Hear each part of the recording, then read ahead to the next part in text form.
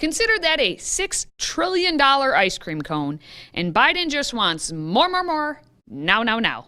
Sounds like your kids, doesn't it? Good day to you, team. I hope this video finds you well. Today, I wanted to inform you that I think about babies a lot. And I probably should, since I have a newborn. I look up things about babies such as, does this poop look normal?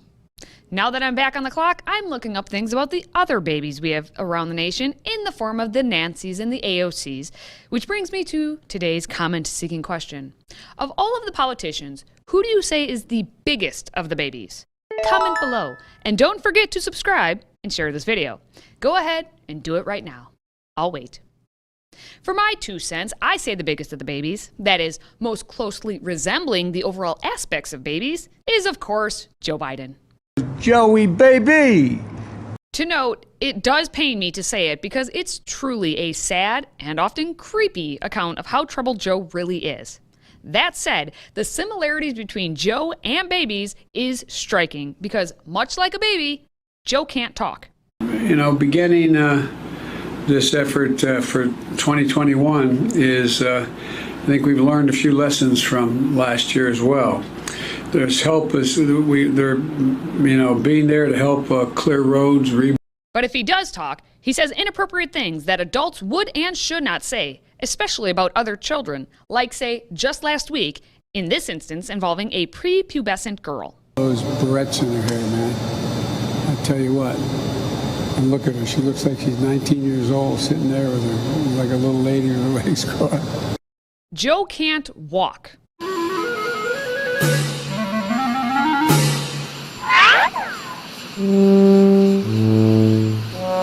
He can't stop crying. I don't deserve this. He doesn't deserve it, partially because he throws tantrums. You're a damn liar, man. That's not true. And no one has ever said that. Isn't that what you said? Get your words straight, Jack. And Biden wants his milk when he wants it, albeit his milk is frozen.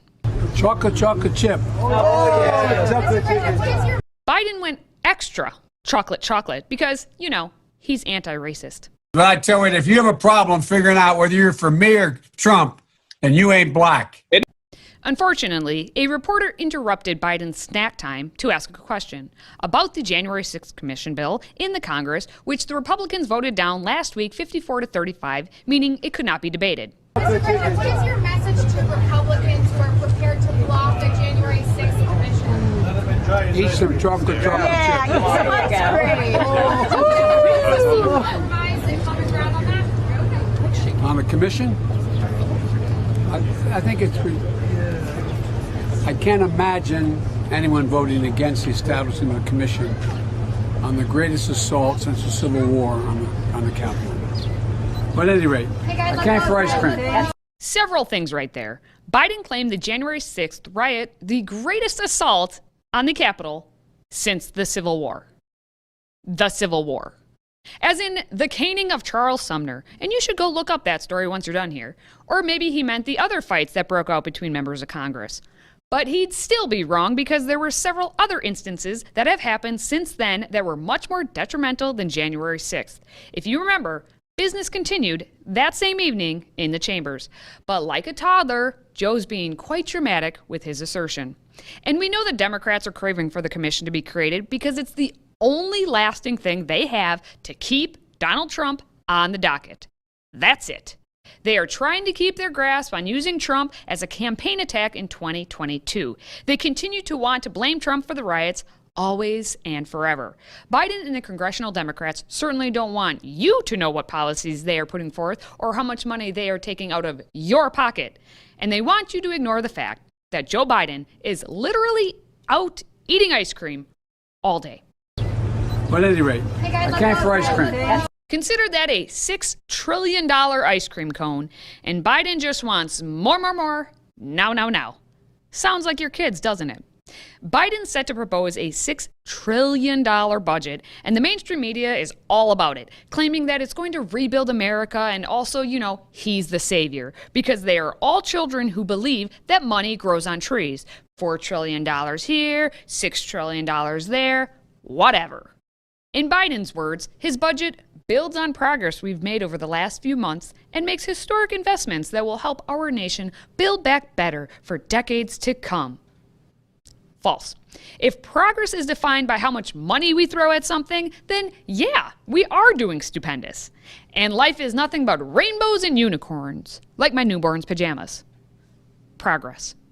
And you dare not disagree, or the teething baby known as Nancy Pelosi will tattle on you. One is adopted.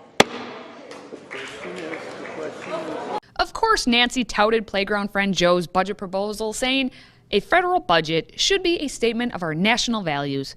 Biden's budget is an unequivocal declaration of the value that Democrats place on America's workers and middle-class families, who are the foundation of our nation's strength and the key to hashtag Build Back Better.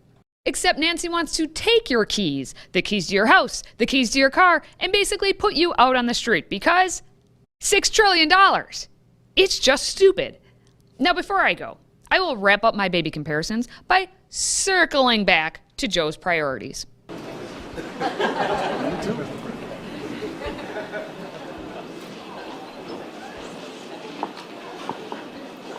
I just had to make sure the two girls got ice cream when this is over.